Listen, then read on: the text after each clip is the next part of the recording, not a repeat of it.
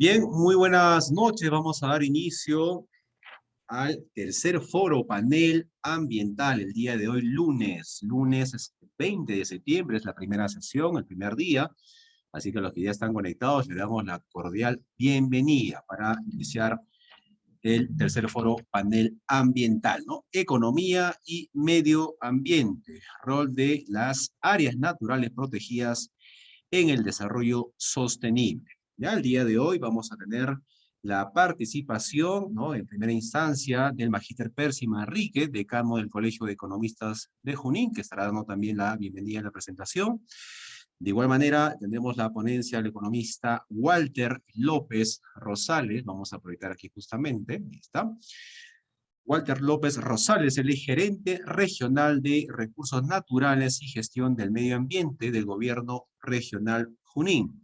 De igual manera, estaremos con el licenciado Abías Bioslada Taipe, el jefe de la Reserva Nor Yauyos Cochas, ¿ya? Del Servicio Nacional de Áreas Naturales Protegidas por el Estado, ¿no? Para lo cual también les vamos a pedir por favor a los ponentes, al economista Walter y al licenciado Abdías, que puedan ¿no? tener la consideración del tiempo con un lapso de 25 minutos para el desarrollo del tema también asignado a cada uno. Ahora sí, lo que corresponde, una vez más, bienvenidos, vamos a darle la bienvenida al magíster Percy Manrique, decano del Colegio de Economistas de Junín, para que pueda dar la apertura. Magíster, muy buenas noches, adelante por favor.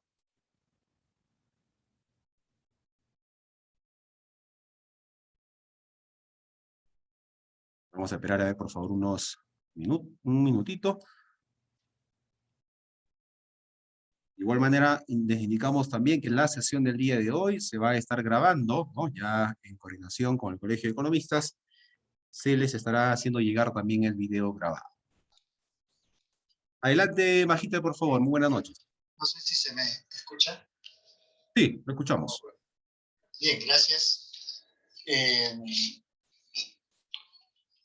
Iniciando el día de hoy el ciclo de conferencias en el tema de economía y medio ambiente, un tema realmente relevante e importante en estos tiempos que venimos viviendo, en tiempo de pandemia, que muchos estudiosos dicen que posiblemente es producto del calentamiento, se han activado ciertos virus, la misma que ha provocado esta situación a nivel mundial, ¿no? De la que realmente Perú no es una isla.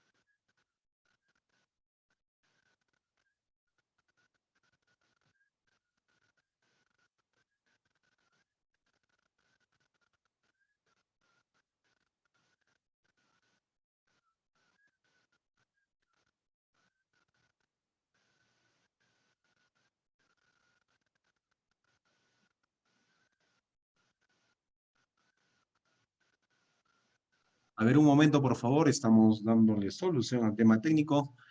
En breve nos conectamos nuevamente con el magíster Percy Manrique Villavicencio.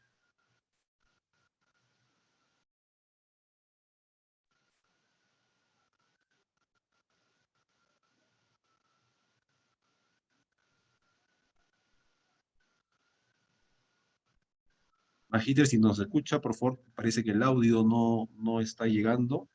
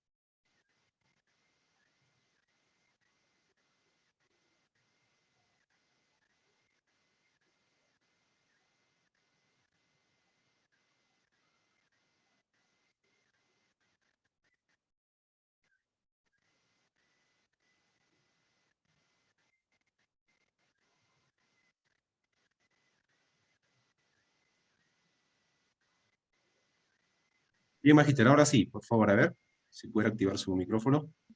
A ver, ahora. El otro dispositivo, Magíster, por favor. Ahora sí se le escucha mejor, pero ahora sí lo podemos escuchar. A ver, ok.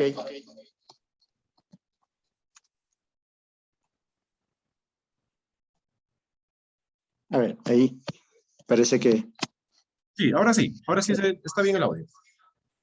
Bien, entonces estábamos haciendo una pequeño comentario con respecto al tema que vamos a tratar en estos 4 días, que es un ciclo de conferencias en el tema de economía y medio ambiente.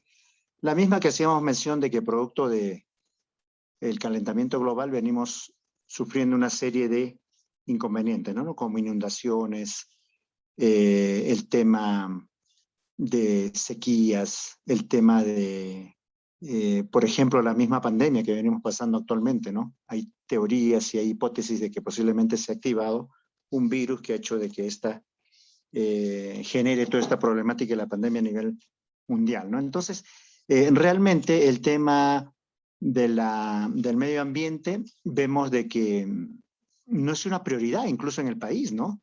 Si nosotros observamos, por ejemplo, la implementación de las políticas públicas por parte del gobierno, vamos a ver que las prioridades no están en el tema del medio ambiente, es una más, ¿no?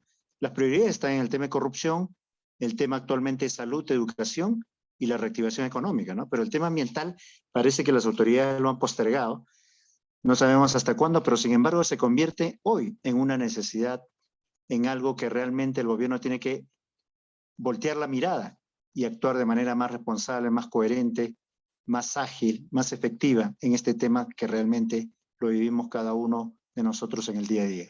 En ese sentido, el día de hoy, realmente yo le doy la bienvenida a cada uno de los ponentes. La ponencia o el ciclo de conferencias va a involucrar que se realice en 4 días. El día de hoy tenemos la presencia del economista Walter López Rosales, que ya tiene una gran experiencia en el tema ambiental, ha ocupado gerencias, subgerencias y otros cargos importantes.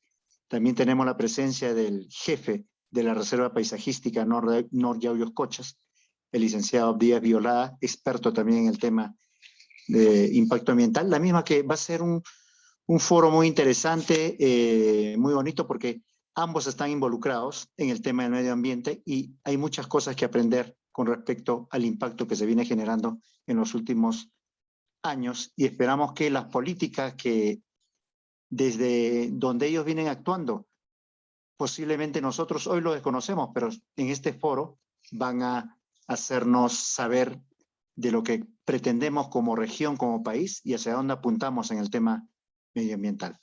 Bien, gracias. Yo le doy la más cordial bienvenida a ambos panelistas y adelante. Bien, Magíster, muchas gracias. Entonces vamos a darle el pase, perdón, al economista Walter López Rosales. Como mencionábamos, él es gerente regional de recursos naturales y gestión del medio ambiente del gobierno regional de Junín. Economista Walter, muy buenas noches. Adelante, por favor.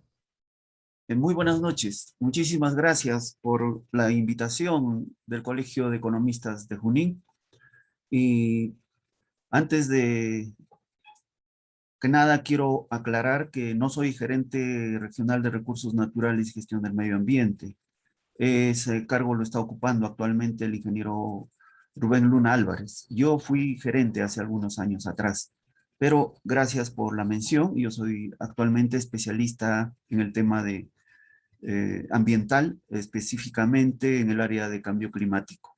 En ese sentido, les expreso mis cordiales saludos a todos y cada uno de ustedes, al decano del Colegio de Economistas, por haber cursado esta gentil invitación para mi participación en este evento, y a todos los participantes para sostener un diálogo cordial, informativo y de intercambio de ideas, que siempre es bueno porque se trata de un tema fundamental para el desarrollo sostenible de nuestro país, de nuestra región. Entonces voy a pasar a compartir la pantalla.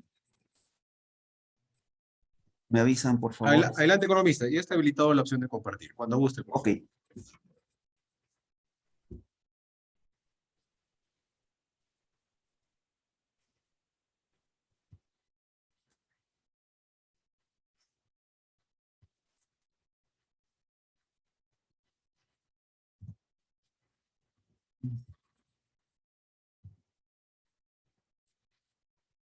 Está. ¿Se ve? Sí, todo conforme, se puede apreciar. Listo. Entonces voy a pasar desde el principio. Voy a desactivar la cámara porque ahí creo que alguna posibilidad de interferencia. Perfecto, economista, adelante. Listo. Hablar de medio ambiente, hablar del desarrollo sostenible, involucra hablar de las dimensiones del desarrollo. Como anticipó el decano del Colegio de Economistas, el tema ambiental en estos tiempos es fundamental para el desarrollo. Lamentablemente, coincido con lo que ha mencionado, las prioridades del desarrollo tanto nacional como regional y local están en otros temas. Actualmente prima una prioridad para poder hacer inversiones de carácter público en inversión de carácter gris, como se le denomina a las obras de infraestructura, fierro y cemento. Y lo que concierne a la invitación, yo voy a hablar ahora un poco de la gestión del cambio climático. Es un problema global que hoy está haciendo mucho estrago en todo el planeta, especialmente en los países más vulnerables. Y voy a iniciar con un primer reporte de el IPCC, que es el panel intergubernamental sobre cambio climático y en el marco de la Convención de las Naciones Unidas sobre Cambio Climático. Este primer informe del sexto reporte que suelen elevar a esta convención ha señalado algo que es concluyente y preocupante. Dice que no hay duda que el cambio climático es causado por la actividad humana, pero aún podemos hacer algo. Este cambio climático que ha sido generado por actividad humana está afectando con muchos fenómenos meteorológicos, climáticos extremos a todas las regiones del mundo. Las evidencias están a la vista en las noticias diarias con fenómenos extremos, las olas de calor, precipitaciones que causan inundaciones, sequías, ciclones y particularmente su atribución a la influencia humana se ha reforzado. Entonces ya no hay duda, es una realidad que estamos viviendo y lamentablemente tenemos que adaptarnos y hacer la mitigación correspondiente. ¿Pero qué es el cambio climático? Según el mismo IPCC, es un cambio de clima atribuido directa o indirectamente a la actividad humana. Esta altera e incrementa la concentración de gases de efecto invernadero y con ello la composición de la atmósfera global. Pero, ¿qué concentra los gases de efecto invernadero? El uso de combustible fósil, el carbón, petróleo y otros combustibles como la leña, etcétera, los incendios forestales, la quema de pastos, etcétera, etcétera, generan este gas de efecto invernadero. Entonces, el incremento de gases de efecto invernadero es el punto de partida para alterar la composición de la atmósfera global y coincidentemente vienen los cambios en el clima global y los efectos ya los estamos viviendo. Y la ruta que sigue el cambio climático se remonta a la época de la revolución industrial, aunque hay algunas teorías que dicen que va un poco más atrás, pero lo más registrado con información y evidencias viene desde la revolución industrial, que con el uso del carbón en primer término y luego con el petróleo, generó un importante aumento de la quema de estos combustibles fósiles y la sobreexplotación de los recursos naturales se añadió y donde la deforestación también constituyó un factor de los más críticos para justamente la emisión de los gases de efecto invernadero. Estos gases de efecto invernadero, como les había mencionado, tienen su base en lo que es la deforestación, la quema de los combustibles fósiles, los botaderos de basura, y ya vamos a ver cómo se generan estos. Asimismo, el aumento de la concentración de los gases de efecto invernadero en la atmósfera hace que se retenga más calor que el habitual en la superficie terrestre. Esto hace que se incremente la temperatura media de la Tierra y se genere el aumento de las temperaturas de la atmósfera, el océano, la criosfera o la biosfera, producido por esta concentración de gases de efecto invernadero debido a las causas que ya se ha señalado. La quema de combustibles fósiles se le atribuye un 80% y la deforestación un 20%. ¿Y cuáles son estos gases de efecto invernadero? El dióxido de carbono, que está presente en la quema de combustibles fósiles, en la deforestación, que ya lo hemos mencionado. El metano, en los botaderos de basura, en la ganadería, en el uso de fertilizantes. Igualmente, el óxido nitroso, en el uso de agroquímicos, en la agricultura, en la quema de combustibles fósiles en los automóviles, en los transportes. Los clorofluorocarbonos que están presentes en los equipos de refrigeración, de aire acondicionado, en los aerosoles, etc. ¿Y cómo es la contribución mundial en el cambio climático de los países? Generalmente se ha identificado a los países en desarrollo. Los que están de color rojo son los países que son los más grandes contaminantes. Ahí está China, Asia, Norteamérica, Europa, algunos países, pero en pequeña escala en otros continentes, y los países que están pintados de color verde son los que no contribuyen significativamente. Los de color anaranjado amarillo es una contribución media. Entonces, como vemos ahí, todos los países desarrollados son los que están contribuyendo con casi el 70% de las emisiones de gases de efecto invernadero. Aquí en el mapa vemos a Perú de color verde. Nuestro país no genera ni el 1% de gases de efecto invernadero a nivel global. Sin embargo, los impactos y los efectos del cambio climático sí nos están causando daños materiales, pérdidas de vidas humanas, genera enfermedades, plagas y una serie de acontecimientos climáticos que están impactando directamente a nuestra población y a nuestros ecosistemas naturales. Luego podemos ver los impactos a nivel nacional. Hay mayor incremento de lluvias en la región norte y disminución en la región central.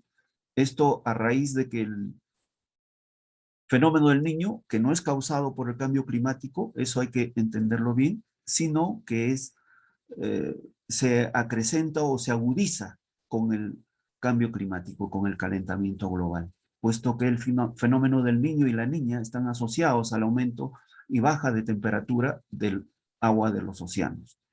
También hay temperaturas extremas más frías y de más calor.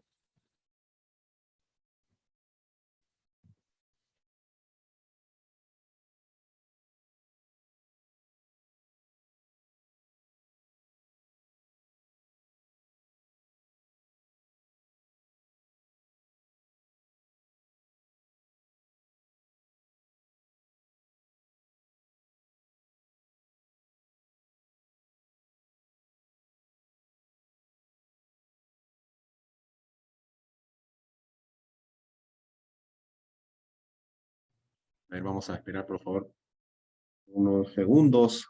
El economista Walter parece que se ha desconectado. Un tema técnico.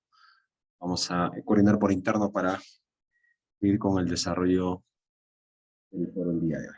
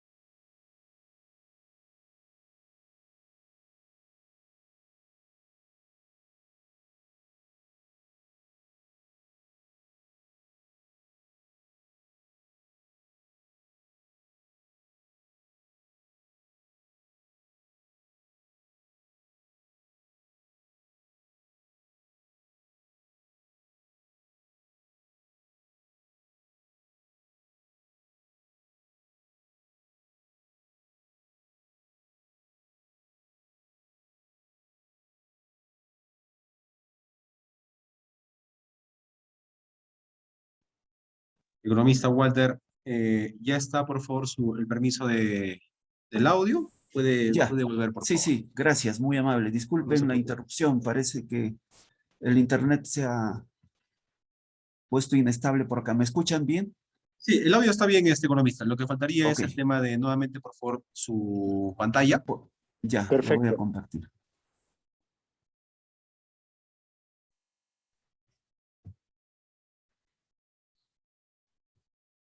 Acá está.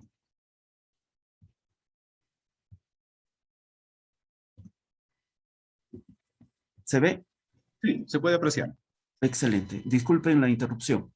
Entonces estábamos hablando de los impactos del cambio climático en el Perú, a la mayor presencia de sequías y veranillos, heladas, granizo, friajes en temporadas también de lluvia, aumento de enfermedades por aumento y disminución de la temperatura. Esto también genera plagas y coincido con lo que ha manifestado el decano del Colegio de Economistas, a esa teoría de que está eh, asociado los virus que están apareciendo, es que se está devastando mucho los bosques, zonas intangibles donde nunca ha habido intervención humana y eso quizás esté despertando también el acceso a zonas inaccesibles donde existen las fuentes de estos virus. También hay disminución de reservorios naturales por el retroceso glaciar y los peligros asociados al cambio climático se están manifestando con fuertes olas de calor, las sequías, huaicos, lluvias intensas, nevada y granizo, aumento del nivel del mar, vientos fuertes, tornados y huracanes, tormentas eléctricas, incendios, olas de frío, heladas y friaje. Y en nuestra región Junín, uno de los impactos más significativos y evidentes que hay del cambio climático se da en la cordillera del Huaytapallán. Según el INAIGEM, ya esta cordillera ha perdido el 68% de su masa glaciar, lo cual es muy preocupante, puesto que de aquí depende mucho por la provisión de recurso hídrico para consumo humano y para las demás actividades económicas. Aquí pueden ver las imágenes, cómo era en el año 1984, esas imágenes satelitales, y cómo es en la actualidad. Y abajo tenemos una foto del año 1960, cuando el nevado llegaba hacia la laguna La Suntay, y aquí está una foto del año pasado, donde ya se ve el retiro glaciar que está casi a la mitad. Y según las proyecciones del INAIGEM, del IGP, que han hecho investigaciones, nos dicen que al año 2030 solo vamos a ver la cima de la cordillera. Asimismo, ha habido fuertes impactos de los fenómenos climáticos en Junín. Han habido inundaciones que han generado pérdida de vidas humanas, de infraestructura pública, privada, ha interrumpido servicios públicos de transporte, ha devastado puentes, etcétera, etcétera. Y lo más preocupante es de que ha generado pérdidas en los pequeños agricultores, en los pequeños ganaderos, puesto que la nevada, las heladas, las lluvias intensas generan pérdidas económicas y a la economía familiar. Y todo esto está asociado a la vulnerabilidad que tiene nuestro país y nuestra región al cambio climático. Como vulnerabilidad entendemos la propensión de la población, sus medios de vida y también la infraestructura a ser afectados por amenazas climáticas. Perú es el tercer país más vulnerable al cambio climático a nivel mundial. Y Junín es una de las 5 regiones más vulnerables a los impactos del cambio climático en Perú. Eso debido a las condiciones geográficas que existen, a los diversos pisos ecológicos, a la gran biodiversidad que tenemos en el país y también a los niveles de capacidad de respuesta tan bajos que tenemos frente a los peligros climáticos y a las amenazas climáticas. Entonces, la vulnerabilidad está afectando a las regiones con menos capacidad de respuesta para adaptación al cambio climático. Y las emergencias que se causan por estos peligros climáticos están generando inundaciones y todos los impactos que hemos señalado anteriormente. Y lo que es más, está afectando a la seguridad alimentaria. Este es un mapa de la inseguridad alimentaria. y Junín está en una zona media. Pero si seguimos sin prepararnos, sin adaptarnos, sin generar medidas que puedan hacernos más resilientes, vamos a quizás entrar a un nivel de zona alta de inseguridad. Y eso nos debe llevar justamente a evaluar si las políticas públicas se están cumpliendo o no, porque ya lo vamos a ver que sí existen. La respuesta global frente al cambio climático ha surgido de parte de la Convención Marco sobre las Naciones Unidas para el Cambio Climático, a partir de los informes que se han generado por el panel intergubernamental sobre cambio climático, que está integrado por más de 2.000 científicos de diversos países, quienes han evaluado la situación del planeta respecto a todos los fenómenos y problemas que estaban afectándolo. Por ello es de que han generado un informe que lo han evidenciado en la cumbre de Río. Y desde ahí nace la gran preocupación para poder, en primer término, hacer frente a un problema que había aquel entonces, que era la abertura de la capa de ozono, que está extendiéndose más, y desde ahí empieza el seguimiento y las medidas para reducir la producción de gases de efecto invernadero que estaban asociados justamente al deterioro de la capa de ozono. Y esos estaban fundamentalmente vinculados a los clorofluorocarbonos, que ya hemos mencionado que están presentes en los equipos de refrigeración y también en los aerosoles y otros. Es así de que en 1995 se da la primera conferencia de las partes. Las partes son todos los países que firman los acuerdos en el marco de la Convención de las Naciones Unidas sobre el Cambio Climático. Eso fue en Alemania, en Berlín. Ahí se inició las negociaciones para asumir compromisos que puedan estabilizar el clima a nivel global. Pero de ahí no se llegaron a acuerdos y se pasaron años de años hasta llegar a la COP20 en el año 2014. Miren cuántos años duraron para sentar las bases para un acuerdo y la presentación de las contribuciones nacionalmente determinadas, que es las acciones, las contribuciones de cada país para integrar en sus políticas las medidas de adaptación y la reducción de gases de efecto invernadero. Entonces, con estas bases, el año siguiente, el año 2015, se suscribe un importante Acuerdo de París en la COP21 y ahí es donde se llega a determinar una meta para limitar el aumento de la temperatura del planeta menor a 2 grados Celsius. Al respecto, hoy podemos mencionar que esta temperatura media está en 1 grado Celsius. Entonces ya hemos superado el punto 8 grados que se hablaba en aquel entonces.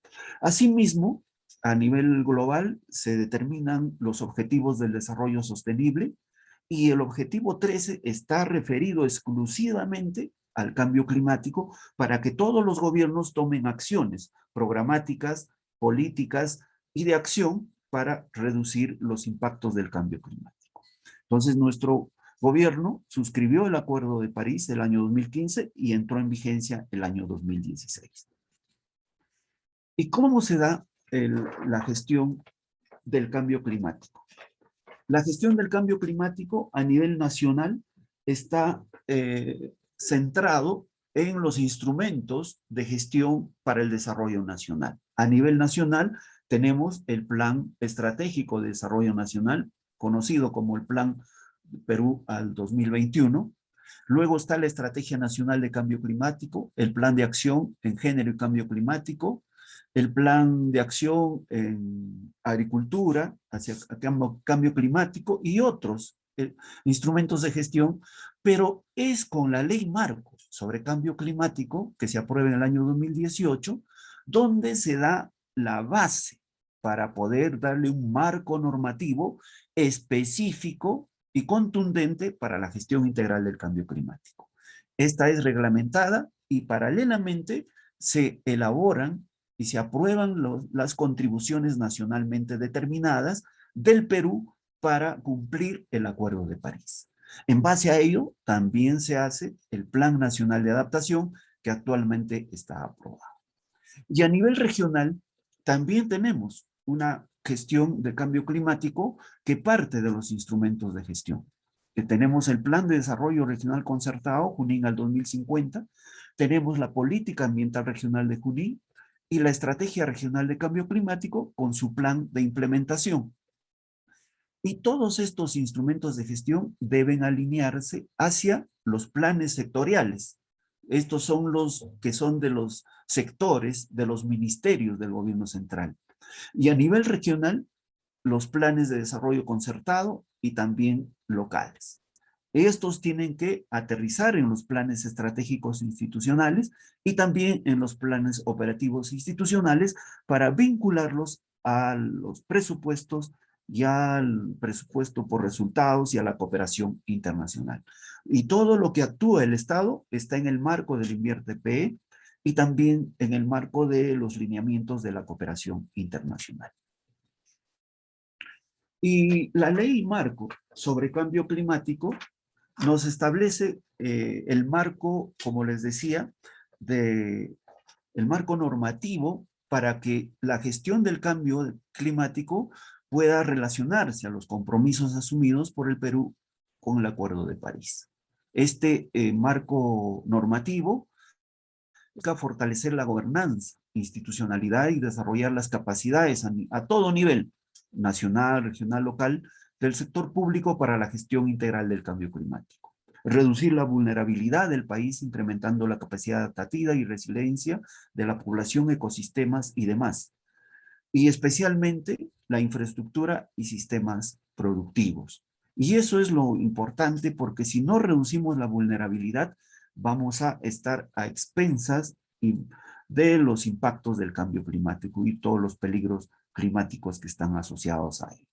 Desarrollar las capacidades y promover el involucramiento también del sector privado, de la sociedad civil, los pueblos indígenas u originarios, porque esta es una labor transversal. El cambio climático debe entenderse que es multisectorial, multinivel y multiactor. ¿Por qué les digo multisectorial? Porque erróneamente se vincula al cambio climático al eje de desarrollo ambiental, cuando en la realidad esto es transversal a los ejes de desarrollo económico, social, institucional y ambiental. El enfoque de cambio climático debe ser interiorizado, debe ser incorporado en todos los instrumentos de gestión, programas y proyectos de todo carácter, sea social, económico, institucional o ambiental. Entonces, esto debe quedar claro. El cambio climático no es exclusividad del eje de desarrollo ambiental, sino de todos los otros ejes de desarrollo en el marco del desarrollo sostenible.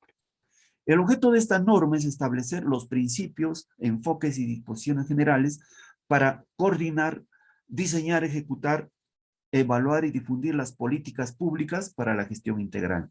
Esta necesariamente debe ser participativa y transparente de las medidas de adaptación y mitigación al cambio climático. Y la gestión del cambio climático tiene que ver, entonces, desde el punto de partida que es la planificación. Los economistas tenemos una formación de planificadores, proyectistas, gestores públicos, financistas y una serie de ramas. Pero lo principal parte de la planificación.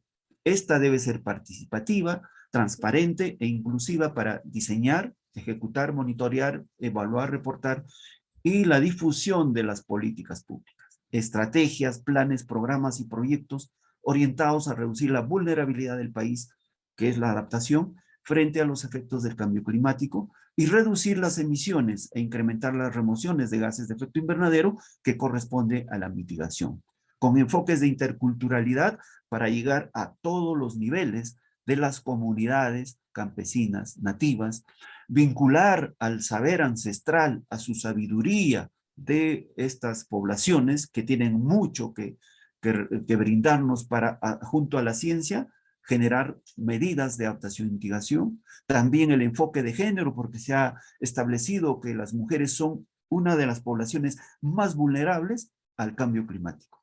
y en la intergeneracional, puesto que en el marco del desarrollo sostenible, nosotros tenemos que velar porque las generaciones futuras también tengan la misma posibilidad que nosotros de hacer uso de los recursos naturales, así como los bienes y servicios ecosistémicos de todo lo que nos brinda la naturaleza. Estos deben de realizarse con procesos de concertación multisectorial, multiactor y multinivel.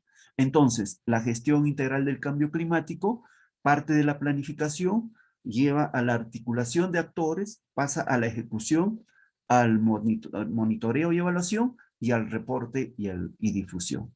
Esto va a ser posible que la gestión integral del cambio climático se brinde al servicio de la ciudadanía y la población. Entonces se orienta a reducir la vulnerabilidad, como ya lo habíamos mencionado, y aprovechar las oportunidades del desarrollo bajo en carbono en virtud a los acuerdos de París que están vinculados al cumplimiento de nuestro gobierno peruano. También es aplicable a todas las entidades del Estado en sus 3 niveles de gobierno. Y para que se pueda comprender todo este asunto del compromiso global que tenemos como Perú al Acuerdo de París, tenemos que hablar de las contribuciones nacionalmente determinadas. Estas famosas NDC son las que nos van a acompañar de aquí hacia el futuro. Son las acciones que cada país debe realizar para adaptarse al cambio climático y reducir las emisiones de gases de efecto invernadero al 2030. Estas van a aportar a la meta global del Acuerdo de París. El Perú ya identificó y validó 150 medidas NDC, 92 de adaptación y 62 de mitigación. Las de adaptación están orientadas a reducir los niveles de vulnerabilidad y riesgo asociado al cambio climático y también para aprovechar las oportunidades. Es decir, estas medidas de adaptación actúan sobre los efectos. En cambio, las medidas de mitigación, que son 62, están orientadas a la reducción de las emisiones de gas de efecto invernadero y actúa sobre las causas, porque como habíamos visto en la ruta del cambio climático, las causas del cambio climático y el calentamiento global están asociadas a la generación de emisiones de gases de efecto invernadero. Entonces, las NDC van a permitir fortalecer la institucionalidad de la gestión integral del cambio climático, a la implementación multinivel regional, nacional, regional, local, y al financiamiento de estas medidas involucrando actores estatales y no estatales. ¿Y cómo es la gestión integral del cambio climático en Junín? Ya lo habíamos mencionado en la figura anterior, que está asociado a nuestros instrumentos de gestión. Pero yo quiero señalar la política ambiental regional en el eje 1, conservación y aprovechamiento sostenible de recursos naturales y diversidad biológica. El objetivo 3 está orientado a promover medidas de mitigación y adaptación al cambio climático. En base a esta política surge la Estrategia Regional de Cambio Climático, que ha sido aprobado por la Ordenanza Regional 189 del Gobierno Regional. Este es un instrumento de gestión pública. Aquí están contenidas las políticas públicas de carácter regional para la acción frente al cambio climático. Y también está asociado, relacionado y en función a lo que está dispuesto en la Ley Orgánica de Gobiernos Regionales, que es la Ley 27867, donde le da funciones y responsabilidades al gobierno regional para que pueda formular, actualizar e implementar la estrategia regional, orientado a fortalecer la capacidad de respuesta a los impactos negativos y aprovechar las oportunidades del cambio climático. También esta estrategia cuenta con un plan de implementación. En función a este plan de implementación y a la estrategia, se creó el Consejo Regional de Cambio Climático con la Ordenanza 261, el año 2017.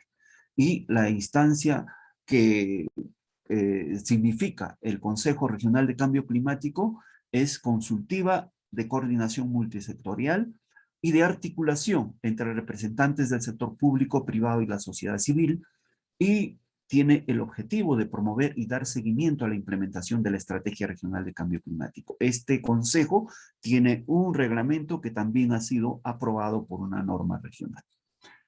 Entonces, rápidamente vamos a ver en qué consiste esta Estrategia Regional de Cambio Climático, donde está bien definida la función, que dice Junín adaptada, aprovecha las oportunidades del cambio climático con bases para un desarrollo sostenible bajo el carbono, con enfoque de adaptación basado en ecosistemas.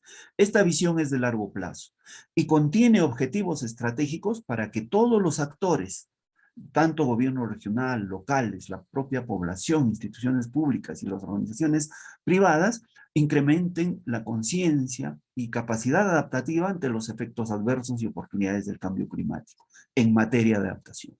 En materia de mitigación, promover el almacenamiento de carbono en ecosistemas que contribuyan a reducir las emisiones de gases de efecto invernadero.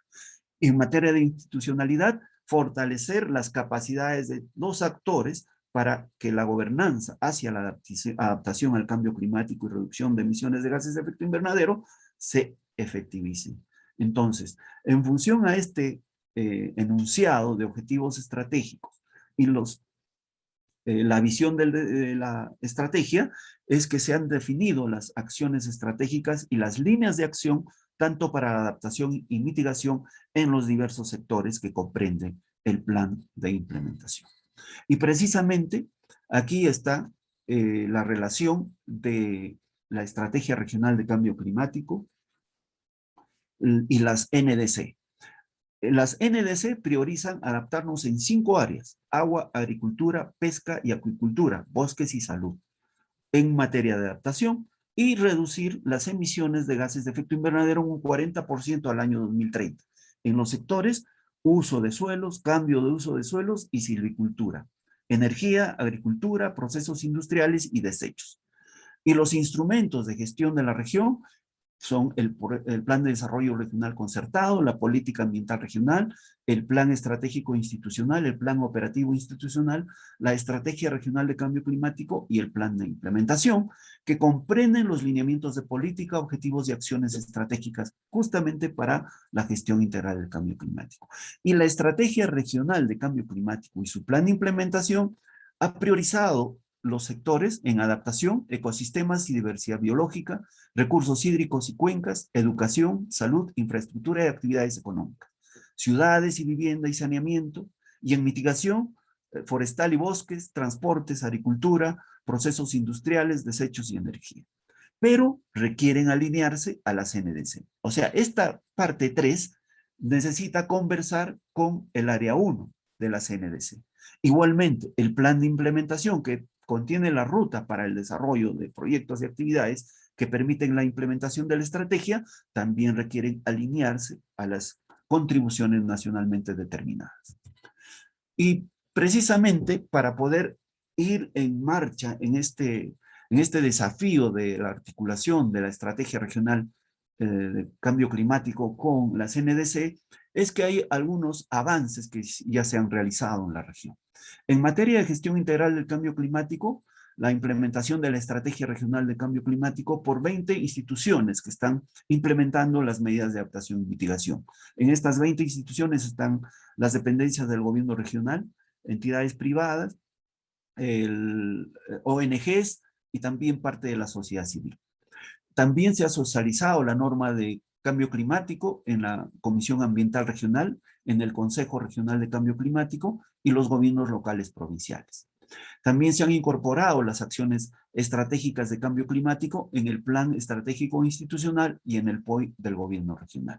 En materia de adaptación, ya se está ejecutando el proyecto de ordenamiento territorial. Actualmente está en fase de formulación del plan de ordenamiento territorial. Este proyecto ya tiene casi un 90% de ejecución. Está por culminarse este plan de operación de ordenamiento territorial y esperemos que para el próximo año ya seamos la segunda región en el país que tenga un plan de ordenamiento territorial que servirá de base para que se pueda hacer una planificación territorial con un instrumento tan importante para el uso adecuado del territorio. Asimismo, en el marco de este proyecto de ordenamiento territorial, se ha elaborado un estudio especializado de evaluación de riesgos y vulnerabilidad al cambio climático que ya está aprobado. Ahí está identificado los diversos niveles de vulnerabilidad que está afectando a ecosistemas y población en nuestra región. Existen mapas de vulnerabilidad, peligro y riesgo a lluvias intensas, a heladas, a altas temperaturas y demás, que nos va a ser la base para la actualización de la Estrategia Regional de Cambio Climático. También se ha ejecutado, se está ejecutando el proyecto de recuperación de servicios ecosistémicos de regulación hídrica en el área de conservación regional Huaytapallana. Tiene un 90%, esperemos que para el inicio del próximo año ya se esté culminando este proyecto. Y también la creación del Consejo de Recursos Hídricos de la Cuenca Interregional Mantaro, que abarca 4 regiones, Pasco, Junín, Huancavelica y Ayacucho, y el plan de gestión está en formulación en este año. En mitigación, se ha creado la Reserva de Biosfera de Bosque de Neblina de Junín, que ha sido reconocido por la UNESCO. Es una reserva muy importante, justamente para garantizar que los ecosistemas de absorción de carbono puedan estar vigentes y no se afecten, porque con esto de la deforestación, con la agricultura migratoria y otros factores de índole humano están haciendo que se vayan perdiendo importantes recursos naturales de nuestra región.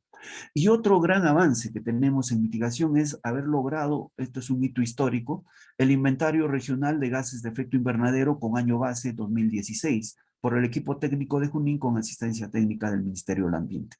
Hace 15 días ya nos ha entregado el Ministerio del Ambiente, debidamente validado, puesto que han tenido que pasar por un control de calidad en base a todos los protocolos que están normados por el IPCC.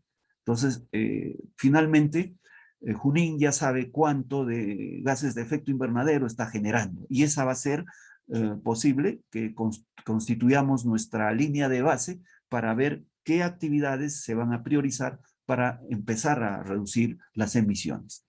En institucionalidad y gobernanza, en la Comisión Ambiental Regional que está en funcionamiento, se han conformado grupos técnicos en gestión de riesgo de desastres y cambio climático. Y el Consejo Regional de Cambio Climático de Junín está haciendo un seguimiento e implementación de la Estrategia Regional de Cambio Climático. Entonces, esta es una muestra de los mapas que ha identificado este estudio especializado de evaluación de riesgos y vulnerabilidad al cambio climático. Entonces, así como este, hay muchos otros mapas que nos van a servir de base justamente para focalizar las medidas de mitigación las medidas de adaptación, porque este es un mapa de vulnerabilidad a riesgos por inundaciones. Luego, este es el otro estudio de base e instrumento que tenemos, que es el inventario regional de gases de efecto invernadero. Y aquí, mucha atención. Junín está generando 11.562.15 gigagramos de dióxido de carbono equivalente. Esto está distribuido en los diversos sectores. Por ejemplo, tenemos el sector AFOLU, que le llaman por sus siglas en inglés, que es agricultura, silvicultura y otros usos de la tierra, que está generando el 81.78%. Aquí hay 9.455.76 gigagramos de dióxido de carbono equivalente. Pero este AFOLU está integrado por USCUS, que es uso de la tierra o suelo, cambio de uso del suelo o de la tierra, y silvicultura, que es el 69.97% y genera 8.090.50 gigagramos de dióxido de carbono equivalente. Y la agricultura, con el 11.82%, con 1.365.27 gigagramos de dióxido de carbono equivalente. En los otros sectores está energía con el 9.13%, procesos industriales y uso de producto con 7.25% y desechos con 1.84%. Entonces, esta es nuestra radiografía, nuestra línea de generación de gases de efecto invernadero, que como les digo es un hito histórico que finalmente Junín tiene su inventario regional de gases de efecto invernadero que va a permitir de ahora en adelante gestionar estas emisiones. Y eso va a demandar indudablemente la intervención de todos los actores del desarrollo, especialmente del sector empresarial, los sectores que están vinculados a estos sectores que están generando esta dinámica de generación de gases de efecto invernadero. Y para ir cerrando, tenemos identificados ya en el marco de la gestión integral del cambio climático 90 medidas NDC, tanto de adaptación como de mitigación, identificadas para Junín. Ustedes recordarán que una de las gráficas vimos que el Perú ha identificado y validado 154 medidas a nivel nacional. Y aquí nosotros, de esos 154, nosotros hemos identificado 90 medidas, 43 de adaptación y 47 de mitigación. En agricultura hay 7, en bosques 12, en pesca y acuicultura 9, en salud 5 y en agua 10. Ustedes verán acá que los mayores sectores o el mayor número de medidas de adaptación están en bosques y agua. ¿Por qué? Porque habrán percibido, como todos nosotros, uno de los problemas críticos que está atravesando el Valle del Mantaro actualmente es la provisión de agua potable. Increíblemente, teniendo tantas fuentes de agua, estemos pasando un proceso de racionamiento. Pero hay diversos factores, pero uno de ellos es el retroceso glaciar, que el cambio climático también está afectando los manantiales, hay zonas donde se están secando, pero las medidas de adaptación nos van a ayudar a adaptarnos. Por ejemplo, en el sector agua, tenemos que generar cochas, las famosas siembra y cosecha de agua. Tenemos que hacer esas cochas en las partes altas de toda nuestra parte altoandina, porque nuestra zona andina tiene un gran potencial, porque ahí nacen las cabeceras de cuenca y que éstas abastecen de agua toda la parte baja. Igualmente, en los bosques necesitamos también evitar que haya cambio de uso, que haya quemas. ¿Por qué? Porque ahí está el problema para generar también gases de efecto invernadero. Entonces necesitamos recuperar y conservar ecosistemas. Por ejemplo, los pastizales, los bosques, necesitamos conservar.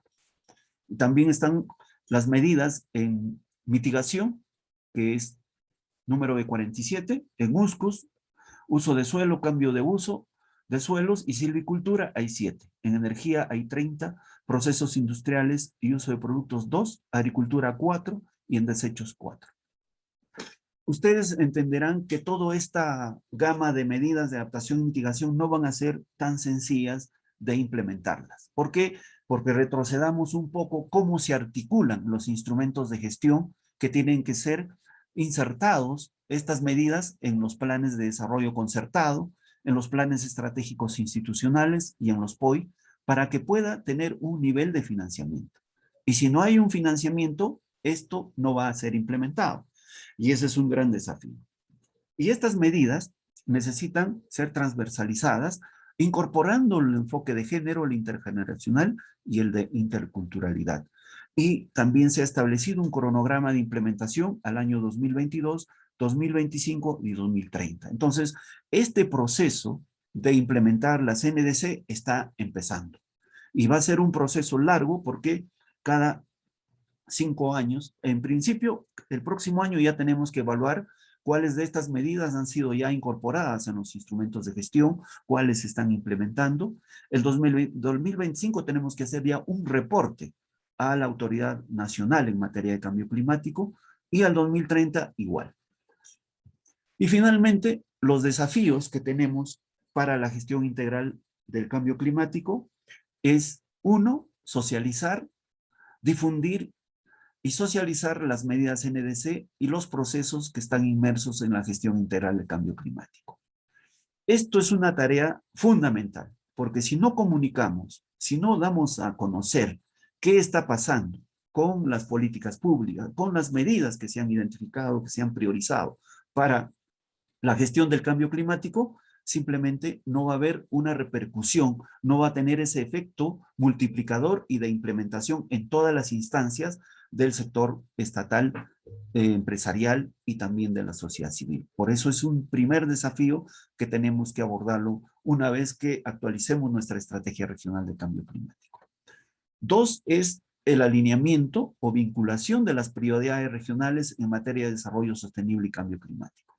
Y esto tiene que ver justamente con la voluntad política, con la prioridad que le establezcan todos los tomadores de decisiones del sector público para que se incorporen estas prioridades, estas medidas de adaptación y mitigación en los instrumentos de gestión que permitan contribuir al desarrollo sostenible con una adecuada gestión del cambio climático.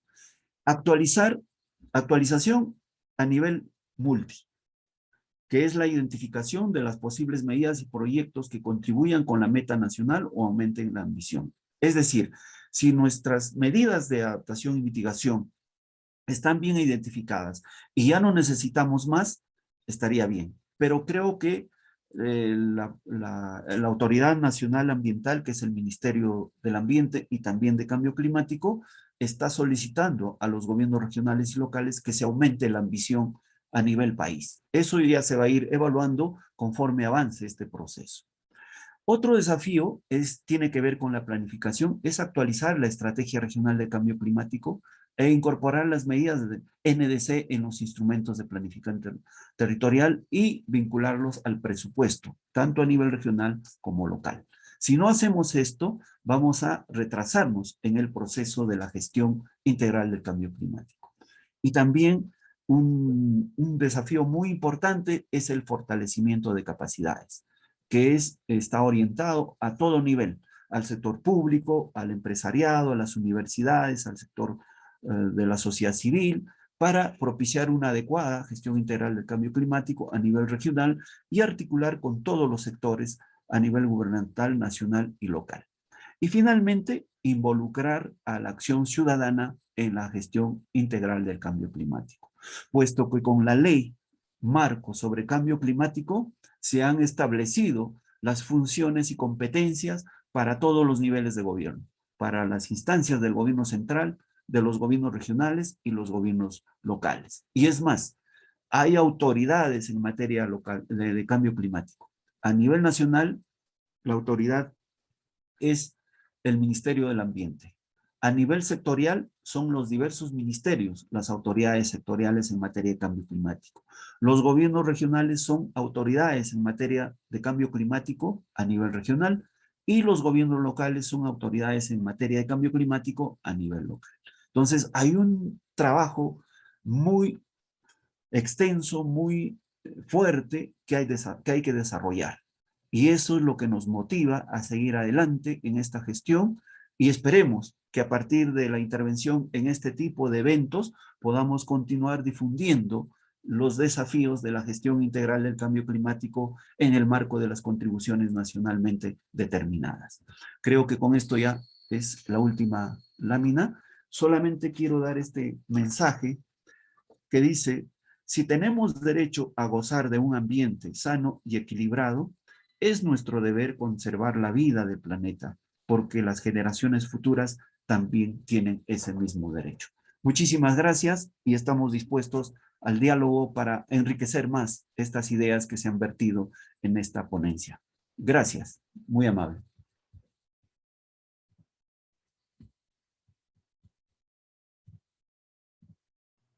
Bien, economista, muchas gracias por su participación el día de hoy en esta primera sesión, la apertura del tercer foro panel ambiental.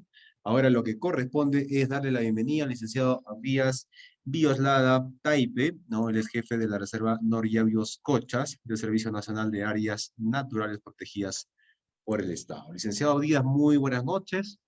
Adelante, por favor. Gracias. Muy buenas noches con todas y todos. Muchísimas gracias por la invitación a participar de este importante evento, ¿no? Entonces, y bueno, saludar a Percy Mabrique, decano del Colegio de Economistas de Junín, y a Walter, ¿no? En realidad, el tema de cambio climático es amplísimo, ¿no? Entonces, es todo un tema que hoy en día estamos trabajando sobre la base de múltiples acciones y en el marco de la articulación territorial y sobre los múltiples mecanismos de financiamiento y los mecanismos de participación ciudadana asociada para hacerle frente a los efectos adversos al cambio climático, ¿no? Entonces, dicho esto, quiero compartir con ustedes esta experiencia, pero antes voy a apagar la cámara porque pueda tener alguna interferencia, así que quiero compartir de una manera adecuada esta presentación, ¿no? De hecho, esta propuesta, esta iniciativa que nosotros venimos trabajando a nivel de las áreas naturales protegidas, a través de las iniciativas públicos-privadas para la conservación de ecosistemas en áreas naturales protegidas, es algo es algo nuevo que se está desarrollando a nivel de la gestión de la biodiversidad y de la conservación de los ecosistemas, ¿no? ¿Qué quiere decir? Que ya no solo es el Estado el responsable para gestionar estos espacios importantes para la conservación, sino que se suman otros actores para trabajar en estos procesos, ¿no? De asegurar el desarrollo local, el desarrollo regional y la contribución al desarrollo nacional a través de la conservación de los recursos naturales. Entonces, en esta iniciativa público-privada para la conservación de los ecosistemas, básicamente les voy a transmitir la experiencia de trabajo que nosotros como CERNAM desarrollamos en la Reserva Paisajística Morillao-Uscocha, ¿no? A través, quizás sea nuevo este término para todos ustedes, a través de los mecanismos de retribución por servicios ecosistémicos, ¿no? Que son estos famosos mereces, ¿no? Donde, como los que me comentaba al principio, ya no solo es sobre la participación del Estado, sino sobre la participación de los otros actores para desarrollar acciones en función a la conservación de la biodiversidad y asegurar, asegurar y apoyar el desarrollo sostenible de nuestro país, ¿no? Entonces, estos mecanismos de distribución por servicios ecosistémicos tienen una propuesta de múltiples acciones, ¿no? Basados en una relación entre contribuyente y retribuyente, que lo vamos a ver ahora, ¿no? Yo represento al Servicio Nacional de Áreas Naturales Protegidas por el Estado, que es el SARNAM. Es un órgano adscrito, técnico adscrito al Ministerio del Ambiente, ¿no? Que básicamente nos encargamos de dirigir y gestionar el sistema de áreas protegidas, ¿no? Ese todo, que es el SINAMPE, Sistema Nacional de Áreas Protegidas, que básicamente están dados por las áreas de administración nacional, las áreas de administración regional y las áreas de conservación privada, que básicamente su gestión y administración están ligadas mucho a la participación de las comunidades, ¿no? Entonces, y en ese marco, hoy día podemos ver en nuestro país que se han establecido más de 144 iniciativas que parten desde las comunidades o desde los privados para conservar estas muestras únicas, ¿no? Muestras representativas para la conservación. Solo en términos de conservación, pensemos algo así como el equipo de fútbol, ¿no? Tenemos a los 11 mejores de los clubes, a los 11 mejores jugadores, y algo así esto es en nuestro Sistema Nacional de Áreas Protegidas, ¿no? Una selección de aquellos espacios únicos para la conservación. Y las muestras representativas son aquellas que nos van a permitir asegurar los procesos psicológicos, los procesos biológicos, la conservación de los ecosistemas y por sobre todo la contribución al desarrollo de nuestro país basado en estos ecosistemas importantes que tienen estos espacios naturales, ¿no? Junín no está exento de estas propuestas, de estas iniciativas privadas, ¿no? Entonces, tenemos aquí en Huancayo, cerca, el área de conservación privada de Chacoto, por ejemplo, es un área que nace a iniciativa de las comunidades, ¿no? Que está gestionada, en un principio tiene un reconocimiento por el Ministerio del Ambiente para su administración y gestión en base a 10 años, y seguramente de acuerdo a cómo ellos van aportando o van desarrollando, van generando acciones, estas pueden solicitarlo también a perpetuidad, ¿no? Y ya Walter en la exposición anterior lo mencionaba, ¿no? Y hay que mencionarlo como tal al área de conservación regional guaitapayana, ¿no? que básicamente se establece el 2014, ¿no? Si tengo preciso la fecha por ahí, ¿no? Entonces, esta área de conservación regional, la CR Guaitapayana, que básicamente su gestión y administración están basadas eh, o están encargadas hacia los gobiernos regionales, ¿no? Y también están las áreas de conservación nacional, que básicamente en todas las categorías, casi en todas las categorías de manejo, las tiene nuestra región Junín, ¿no? Desde reservas paisajísticas en las que yo trabajo, que comparten las regiones de Junín y Lima, santuarios históricos, Santuario Histórico Chacamarca, la Reserva Nacional de Junín, el Santuario Nacional Pampa Hermosa, el Bosque de Protección Puypuy, la Reserva Comunal Ayaninja, ¿no? Entonces, estas áreas protegidas están bajo la administración del Estado a través del CERNAM, ¿no? Y todo este conjunto, estimados amigos, de áreas naturales protegidas en esta región, ¿no? Representan más del 14% de conservación de nuestros espacios naturales en la región Junín, ¿no? Es un dato importante que todos nosotros lo tengamos en cuenta, ¿no? Es decir, la región Junín es una de las áreas pioneras en la gestión de los recursos naturales, en la conservación de los recursos naturales, tienen las reservas de biosfera, la última reserva, que claro, no es un área protegida, pero tiene una categoría mucho mayor que para el desarrollo, para la conservación, para el aseguramiento de la conservación de los procesos ecosistémicos. Entonces, todos estos espacios tiene nuestra región, ¿no? Entonces, así que es una de las regiones pioneras en la conservación de los recursos naturales a través de las áreas naturales protegidas, ¿no?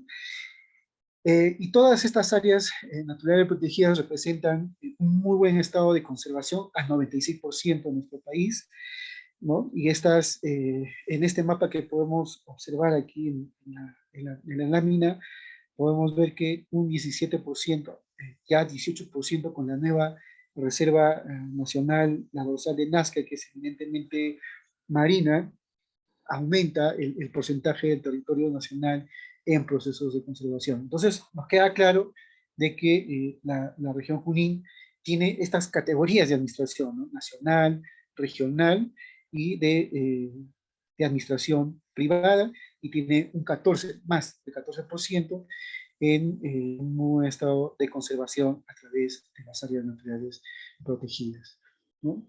Ahora, ¿cuál es nuestro enfoque de gestión, de participación, de involucramiento en las áreas protegidas? Nos basamos en la gestión efectiva del Sistema Nacional de Áreas Naturales Protegidas. ¿Y qué significa esto? Básicamente es la conservación, es el círculo virtuoso de la conservación, que quiere decir conservar la biodiversidad, asegurar estos servicios ecosistémicos. ¿Para qué? Siempre estamos pensando en la población, es decir, las áreas naturales protegidas tienen que ser un activo para el desarrollo de las poblaciones. En algún momento se ha entendido mal de que las áreas protegidas son restrictivas para el desarrollo de la realidad. No es así, ¿no? Entonces, ya yo estoy compartiendo con ustedes este gran círculo virtuoso de la conservación, ¿no? Conservamos biodiversidad, aseguramos estos servicios ecosistémicos para beneficio de la población, para el bienestar de la población, o un activo para el desarrollo de la región, de la población, del entorno local, ¿no? Y esto básicamente será sobre darle un valor agregado a los productos que provienen de las áreas naturales protegidas. En el caso bio, muchos de nosotros hemos consumido este refresco y podemos ver en la parte baja de la botella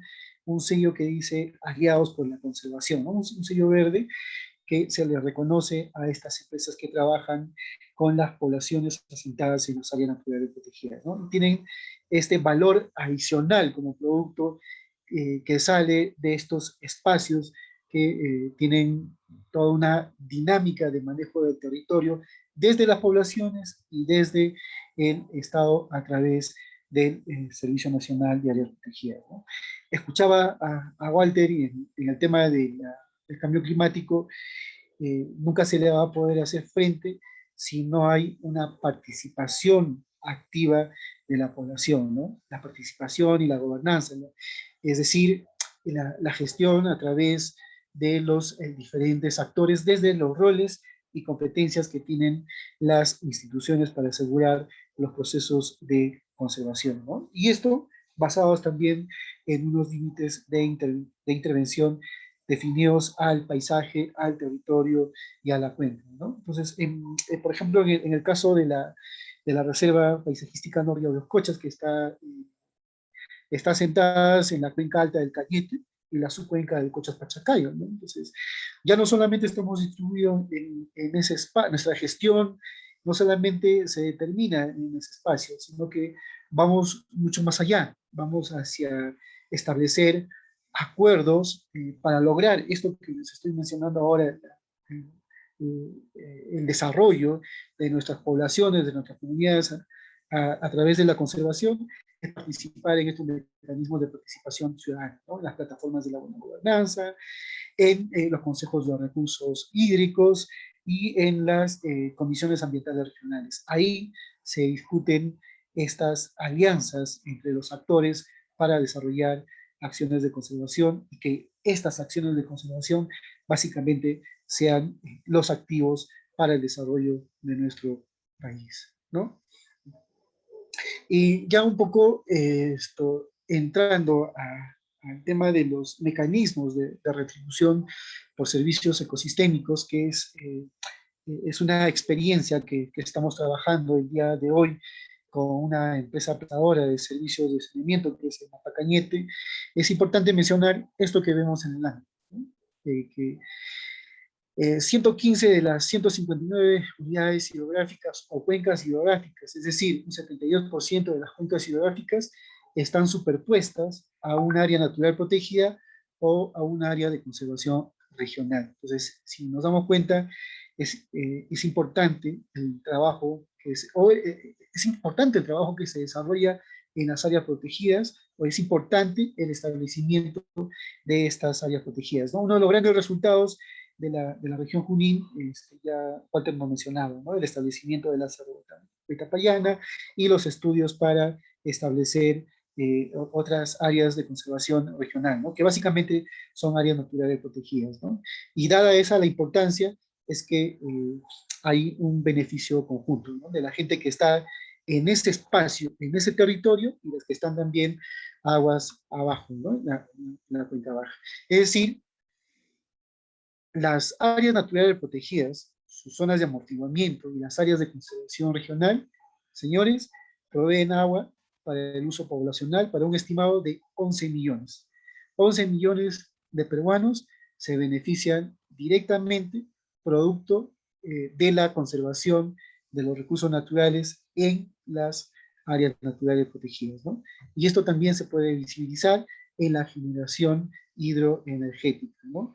Que básicamente contribuye entre el 20 y 23% sobre la energía a nivel nacional, que proviene directamente de estas áreas naturales protegidas, ¿no? Caso, por ejemplo, la Reserva Paisajística Noria Cochas o las nacientes de la Reserva Nacional de Junín, ¿no? El lago Junín o el lago Chichaycocha, ¿no? Entonces, por ejemplo, estas dinámicas que se las presentan y representan en términos de desarrollo para nuestro país por los importantes servicios que brindan a la población, ¿no? Y en ese marco, hablarles un poco sobre estos merecen, ¿no? Estos mecanismos de retribución por servicios ecosistémicos, que básicamente son un conjunto de acciones, pero que se basan en un instrumento para canalizar e invertir en acciones orientadas a la conservación, a la recuperación y el uso sostenible de los ecosistemas, ¿no? Como fuentes de servicios ecosistémicos, acá está lo importante, a través de los acuerdos voluntarios entre contribuyentes y retribuyentes. Entonces, es decir, hay un contribuyente que está en la parte alta, de por sí ya la categorización del área natural protegida puede ser parque, puede ser reserva paisajística que está sentada en la cabecera de cuenca, asociada con las comunidades en su dinámica del territorio, estas son los principales contribuyentes. Pero hay un retribuyente, ¿no? Y ese retribuyente es aquel que recibe los beneficios directos de estos ecosistemas, que básicamente son la provisión del recurso hídrico, ¿no? Pero estos mecanismos de retribución por servicios ecosistémicos también están normadas en la ley 30.215, la ley de mecanismos de retribución por servicios ecosistémicos, que tiene toda una dinámica, ¿no? Y ahí nosotros, como CERNAM, hemos establecido un acuerdo con la empresa prestadora de servicios en Mapacañete, ¿no? Entonces, para que estos fondos sean canalizados en el desarrollo de acciones en la parte alta de la Reserva Paisajística Nor-Yauyoscocha, ¿no? En realidad, a la EPC, la SUNAS y la Plataforma de la Buena Gobernanza, que es un mecanismo de participación ciudadana, siempre se le ha pedido que desarrolle su estudio hidrológico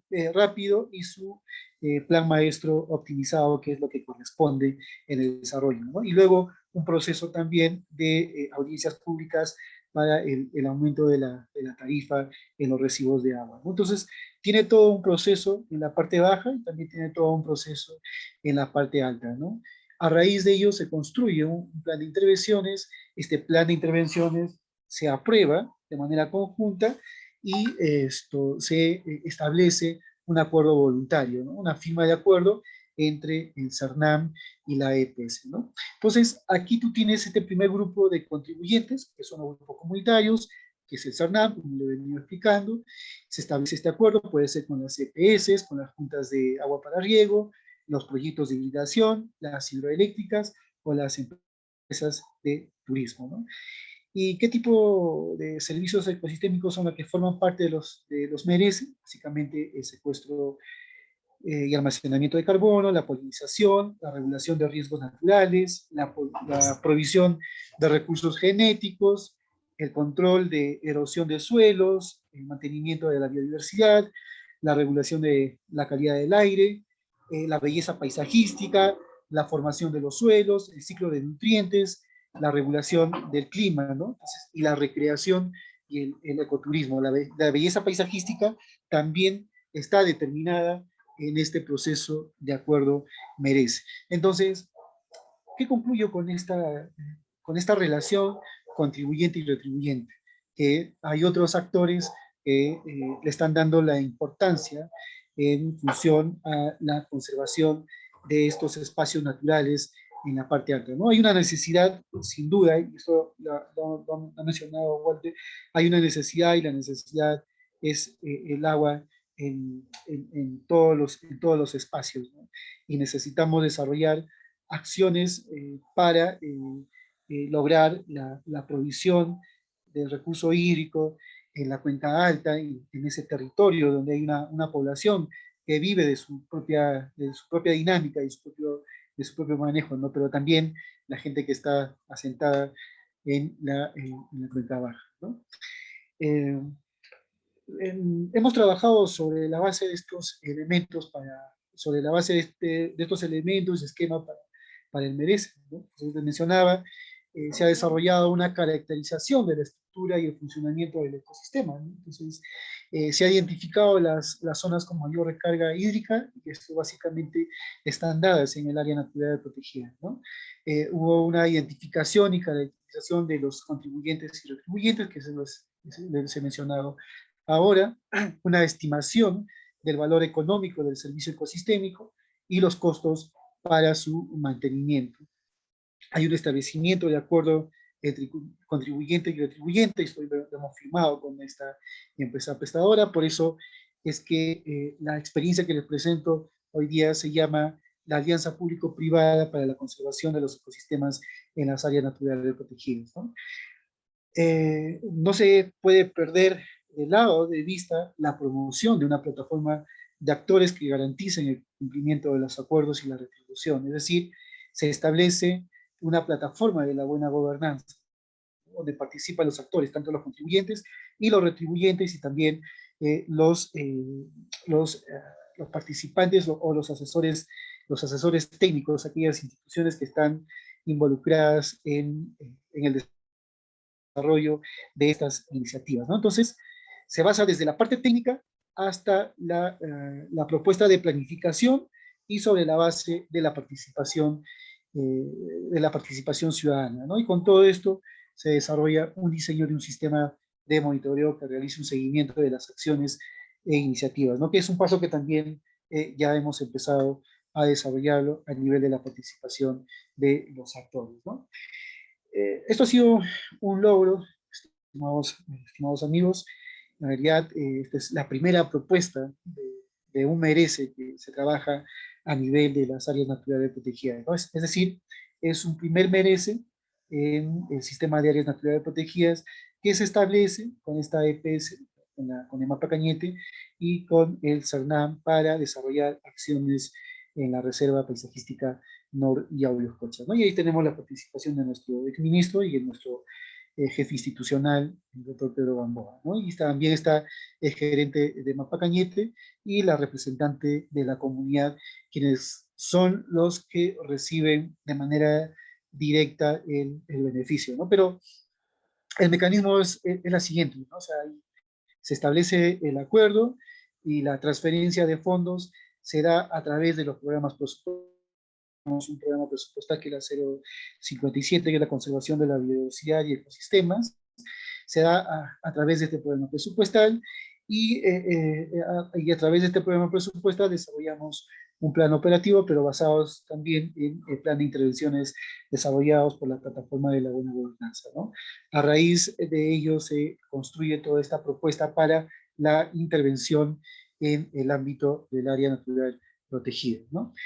¿Qué tenemos como avances? Hemos identificado dos zonas importantes con mayor recarga hídrica en el área natural protegida y que básicamente es la comunidad campesina de Miraflores, ¿no?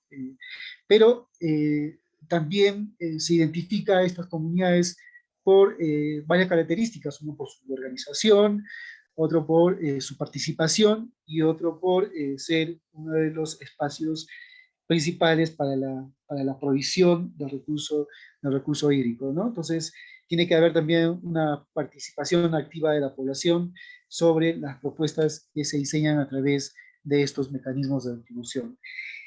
¿Qué hemos establecido? ¿Qué acciones hemos considerado desarrollar en este primer MEDICE que se desarrolla en un área natural protegida, ¿no?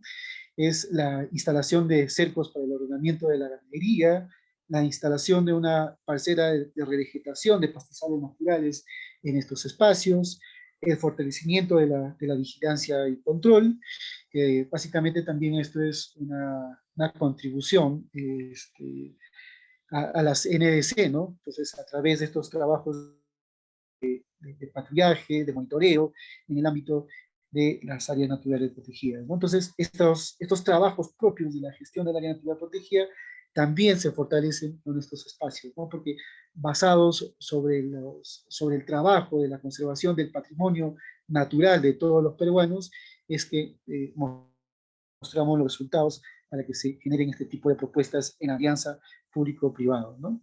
Luego tenemos la construcción y mantenimiento de obras complementarias de infraestructura natural. Esto es bastante interesante, estimados amigos, porque en realidad en un área natural protegida con esa característica de reserva paisajística es que hay un concepto de generación de esta relación hombre y naturaleza. Y cuando nos asentamos en estos espacios, vemos que el territorio ha sido transformado producto de la necesidad de gestionar estos espacios para la dinámica de manejo de su propio territorio. O sea, en esta reserva, en esta área natural protegida, en las partes altas, vamos a encontrar un conjunto de canales, un conjunto de diques, de represas artesanales desarrolladas por los antiguos, ¿no? Y que básicamente en esta propuesta que nosotros hemos establecido para este merece, hemos identificado estas infraestructuras hidráulicas culturales, ¿no? Para su recuperación, ¿no?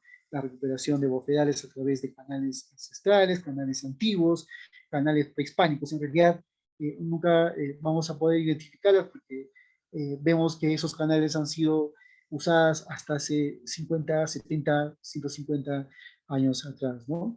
Y bueno, el tema de la construcción de las zanjas de infiltración y control de la erosión, que también es otra de las acciones que se están desarrollando en estos espacios, producto de los mecanismos de retribución por servicios ecosistémicos, ¿no?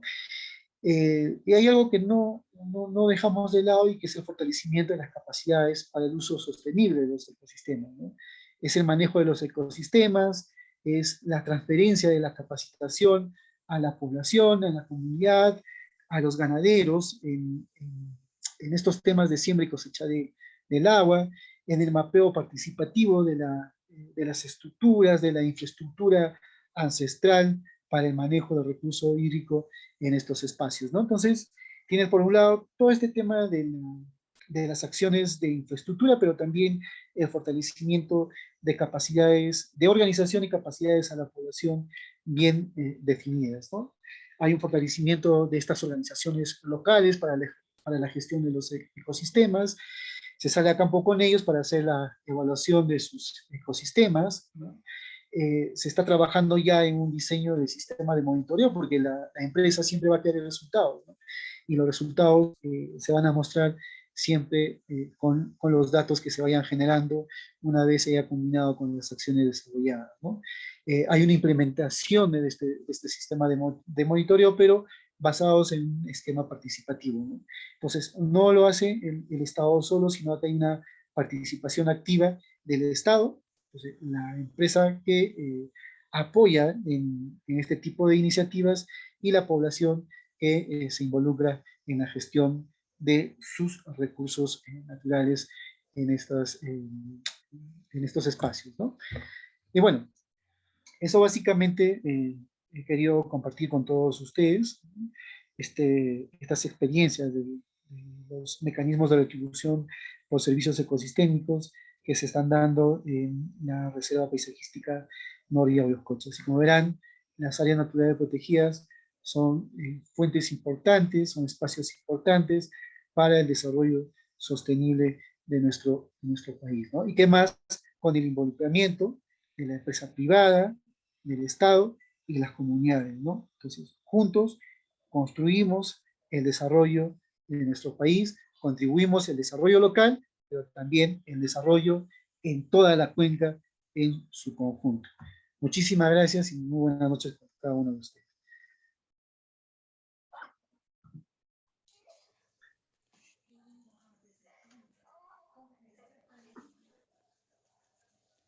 Bien, realmente interesantes los dos temas que se han disertado el día de hoy, la primera fecha de un conjunto de intervenciones por parte de especialistas en el tema de materia ambiental. Quiero dar por concluido el día de hoy esta intervención de estos profesionales. El día de mañana continúan las exposiciones. Vamos a tener la presencia de Alejandro Chores Cruz, Hansel Espinosa, Jesús Pomachagua, que también son especialistas en los distintos temas medioambientales. El día de mañana se va a tocar metas ecológicas por parte de la Municipalidad Provincial de Huancayo, las concesiones mineras y la responsabilidad social por parte del profesional Alejandro Chores y políticas ambientales acorde al DDS y CC por parte de Jesús Pomachagua. En ese sentido, yo los invito a seguir participando en esta rol de presentaciones que lo vamos a hacer hasta el día jueves y para lo cual está abierta la participación de cada uno de ustedes. Yo les agradezco y nos vemos el día de mañana. Buenas noches.